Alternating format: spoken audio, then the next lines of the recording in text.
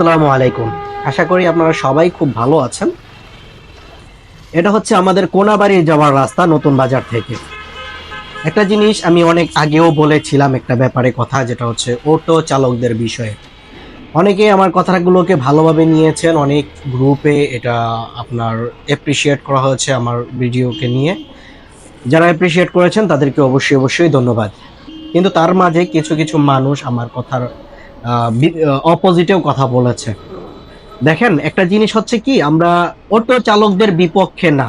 আমি আবারও বলছি, আমরা কিন্তু অটো চালকদের বিপক্ষে না, কিন্তু আমরা চাই অটো চালক যারা আছে তারা যেন একটা নিয়ম শৃঙ্খলার মধ্যে যেন চলাফেরা করে। আমরাও চাই অটো চালকরা খেয়ে পড়ে বেঁচে থাকুক, কিন্তু তাদের বুঝতে হবে যে তারা যে কাজগুলো করছে, বেপরোয়া চলাফেরা করছে, তাদের জন্য কিন্তু অনেক বড় বড় দুর্ঘটনা ঘটে যায়।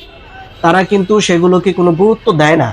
যে অটো চালকটা দুর্ঘটনার কারণে মারা যায়, সে কিন্তু আর বলতে পারে না এসে যে আমার এই ভুলটার জন্য আমি দুর্ঘটনায় মারা গিয়েছি।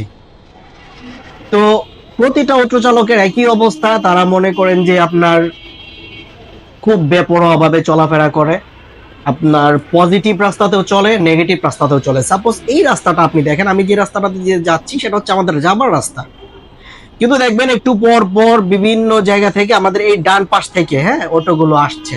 মানে একই রাস্তা, অথচ রাস্তা কিন্তু দুইটা আছে, আপনার দুই লেনের রাস্তা। অপোজিটে কিন্তু আপনার অটো চলাচলের জন্য কিন্তু রাস্তা আছে।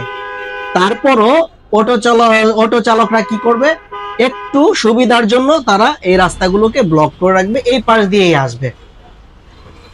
তো আইন শৃঙ্খলা বাহিনীর কাছে আমাদের একটা রিকোয়েস্ট থাকবে, যারা আছেন, যারা ট্রাফিকের কাজগুলো করছেন, তাদের কাছে রিকোয়েস্ট থাকবে অন্ততপক্ষে অটো চলাচল করুক, সেটা নিয়ে আমাদের কোনো সমস্যা নাই, কিন্তু তারা যেন তাদের রাইট রাস্তাটায় যেন চলাফেরা করে, অন্ততপক্ষে এটুকু খেয়াল করবেন। দেখেন, আমাদের এই কোনাবাড়ির রাস্তাটা নিয়ে অনেক বড় বড় চ্যানেল ভিডিও করেছে, কিন্তু পুলিশ ভাইদেরকে, ট্রাফিক ভাইদেরকে ওরকম ভাবে আমরা পাচ্ছি না যে এই অটো চালকদেরকে নিয়ন্ত্রণে আনার জন্য তারা কি ব্যর্থ হচ্ছে নাকি তারা চেষ্টাই করছে না তাদেরকে মায়া দেখিয়ে, সেটা আমরা বুঝতে পারছি না।